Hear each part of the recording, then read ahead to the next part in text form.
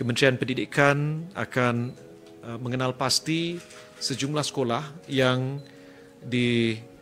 berada dalam kawasan laluan-laluan utama bagi sidang kemuncak, dan senarai sekolah ini akan diumumkan dan para pelajar akan dibenarkan untuk melakukan pembelajaran dari rumah PDPR.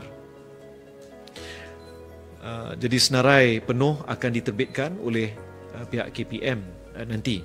Kita juga telah membincangkan mengenai pekerja syarikat swasta yang mana Yang Amat Berhormat Perdana Menteri menyatakan bahawa syarikat-syarikat swasta yang berpengkalan, beribu pejabat di kawasan-kawasan yang mana akan berlangsung sidang kemuncak ini adalah digalakkan untuk membenarkan pekerja-pekerja mereka untuk bekerja dari rumah bagi tempoh sidang kemuncak tersebut.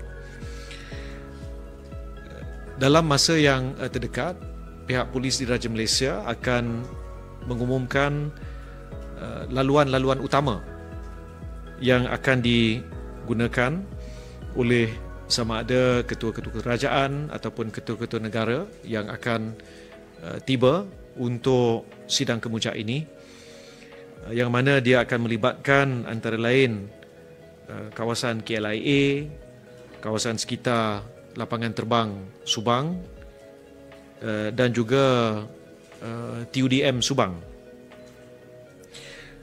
Selain itu, terdapat sejumlah laluan yang akan diumumkan termasuk di kawasan sekitar sidang kemuncak yang akan berlangsung di Kuala Lumpur Convention Centre dan sejumlah hotel-hotel penginapan yang akan menjadi tempat penginapan bagi delegasi ASEAN, GCC dan juga China.